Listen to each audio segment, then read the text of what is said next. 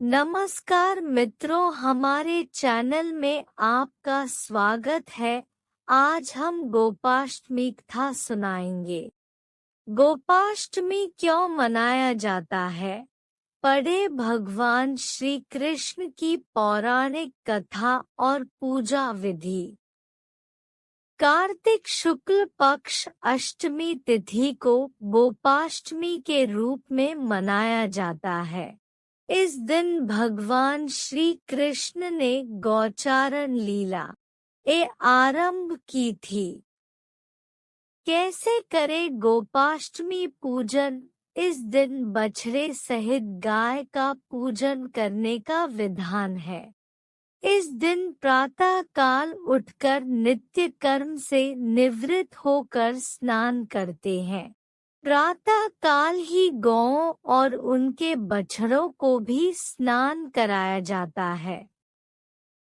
गौ माता के अंगों में मेहंदी, रोली, हल्दी आदि के थापे लगाए जाते हैं।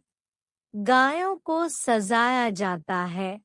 प्रातः काल ही धूप, दीप, पुष्प, अक्षत, रोली, गुड़, जलेबी, वस्त्र और जल से गौ माता की पूजा की जाती है और आरती उतारी जाती है। पूजन के बाद गौ ग्रास निकाला जाता है। गौ माता की परिक्रमा की जाती है। परिक्रमा के बाद गौओं के साथ कुछ दूर तक चला जाता है। श्री कृष्ण की गौचारण लीला की पौराणिक कथा। भगवान ने जब छठे वर्ष की आयु में प्रवेश किया तब एक दिन भगवान माता यशोदा से बोले, मैया अब हम बड़े हो गए हैं। मैया यशोदा बोली, अच्छा लल्ला, अब तुम बड़े हो गए हो तो बताओ अब क्या करें? भगवान ने कहा, अब हम बछड़े चराने नहीं जाएंगे, अब हम गाय चराएंगे। मैया ने कहा, ठीक है, बाबा से पूछ लेना। मैया के इतना कहते ही झट से भगवान नंद बाबा से पूछने पहुंच गए। बाबा ने कहा, लाला अभी तुम बहुत छोटे हो, अभी तुम बछड़े ही चराओ।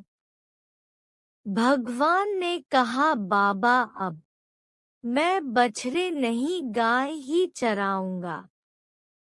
जब भगवान नहीं माने तब बाबा बोले, ठीक है लाल, तुम पंडित जी को बुला लाओ, वह गौचारण का मुहूर्त देखकर बता देंगे।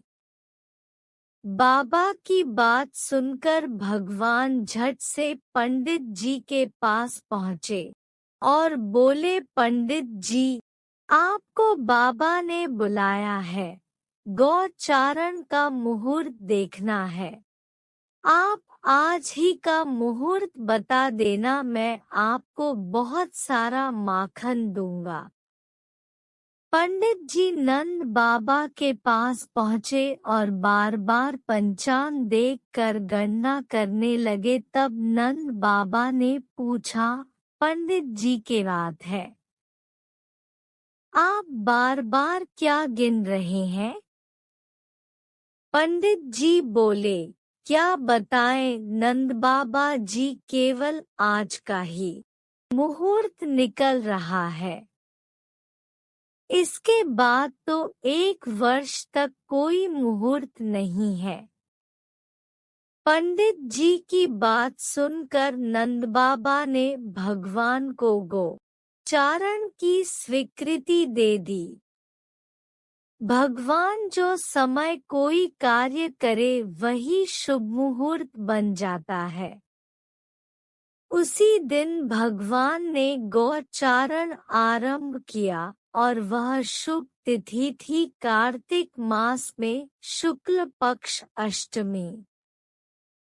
भगवान के गौचारण आरंभ करने के कारण यह तिथि गोपाष्टमी कहलाई।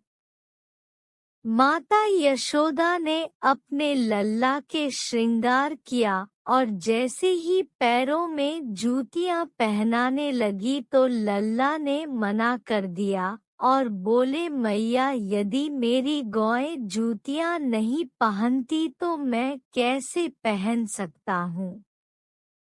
यदि पहना सकती हो तो उन सभी को भी जूतियां पहना दो। और भगवान जब तक वृंदावन में रहे, भगवान ने कभी पैरों में जूतियां नहीं पहनी।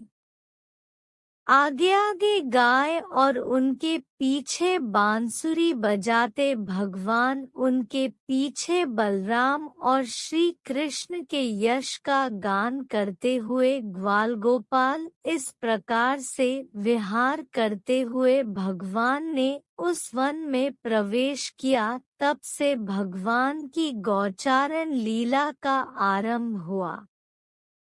जब भगवान गौएं चराते हुए वृंदावन आते तब उनके चरणों से वृंदावन की भूमि अत्यंत पावन हो जाती। वह वन गौओं के लिए हरी भरी घास से युक्त एवं रंग बिरंगे पुष्पों की खान बन गया था। अगर आपको हमारी यह वीडियो अच्छी लगी तो हमारे चैनल को सब्सक्राइब करें। जय हो गोपा अष्टमी।